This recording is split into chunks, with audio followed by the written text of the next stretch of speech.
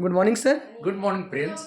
Sir, sir, today day by day, sir, what is the concept of success and failure for In life. for particular youth and students? Yes, yes. For Yes, and also please. and also everybody. Yes, Prince. Come and sit. Sir, start.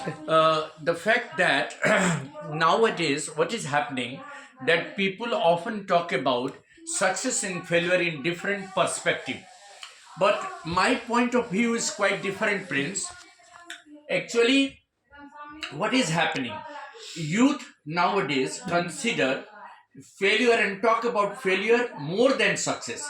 Rather, they should talk more about success than failure. For instance, as a student, you see now, most of these youth nowadays are sitting for competitive exams. When they fail to succeed in any competitive exam, they say that they have failed. But actually, they should never say that they have failed. Rather, they should consider their failure in success in terms of what have they really done, what have they really achieved. Suppose the students score 70% marks, मान लीजिए वो 70% marks score करता है, Yes, sir. और highest score मान लीजिए 80% है, तो उसकी सक्सेस जो रेट है 70% है. उसको फेलियर नहीं देखना चाहिए, उसको ये देखना चाहिए कि वो 70% उसका सक्सेस रेट है. अगर वो दूसरा टेस्ट में 80% लाता है और सक्सेस 80% पर ही है तो सक्सीड करेगा ही. तो प्रिंस देखिए, हमेशा हम लोग फेलियर्स के बारे में बात करते हैं. लोग क्या करता है, जैसे मान लीजिए दैनिक जीवन में आपने कोई प्रोजेक्ट लिया, आपके प्रोजेक्ट का सक्सेस रेट मान लीजिए 50% है, तो आप उसको फेलियर नहीं देखिए. आपकी प्रोजेक्ट 5 में से 2 से ज्यादा सक्सेसफुल रही. Yes, यानी आपका सक्सेस रेट 50% है. हमेशा सक्सेस को देखना चाहिए, फेलियर्स को माने एक लेसन के रूप में लेना चाहिए.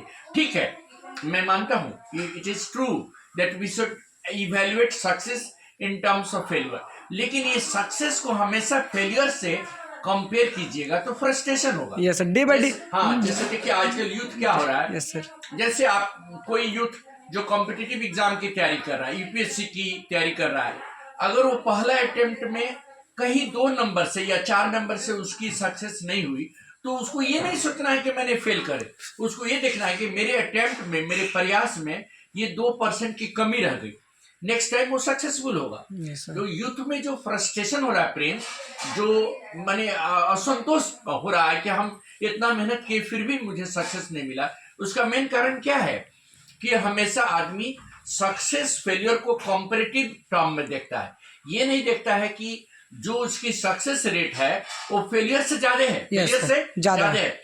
हाँ, ये जरूरी तो नहीं है कि आप एक ही अटेम्प्ट में सक्सेस कर लें, और ये कोई जरूरी नहीं है कि आपको एक प्रोफेशन में ही सक्सेस मिले.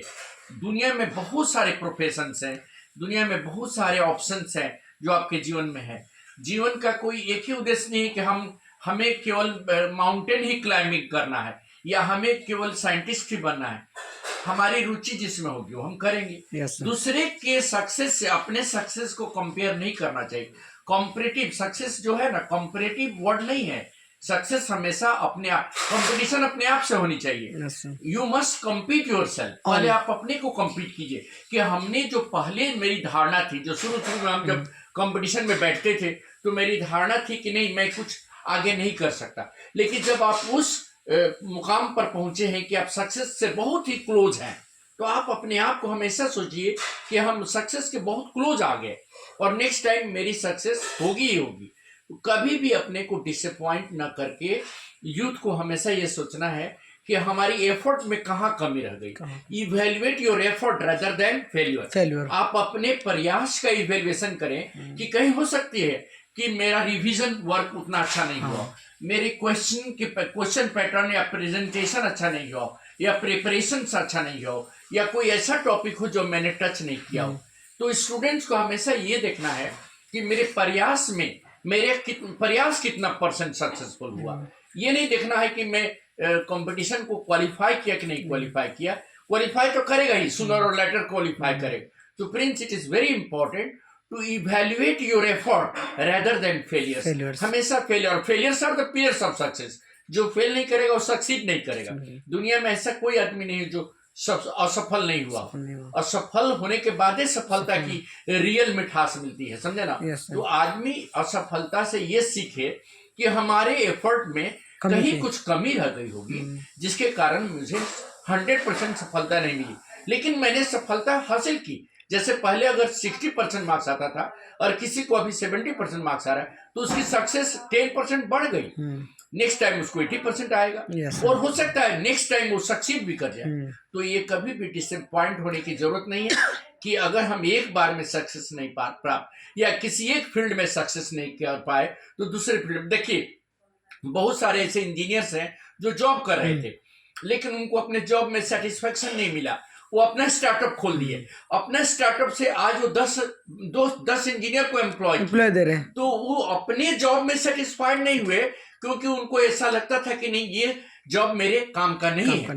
लेकिन वो अपना स्टार्टअप खोले और उसमें उनका प्रोग्रेस हुआ। तो उनकी इसका मतलब सक्सेस ज्यादा है क्योंकि वो 10 यूथ को एम्प्लॉय किए। अपने एम्प्लॉयमेंट के अलावा वो 10 और यूथ को एम्प्लॉय किए।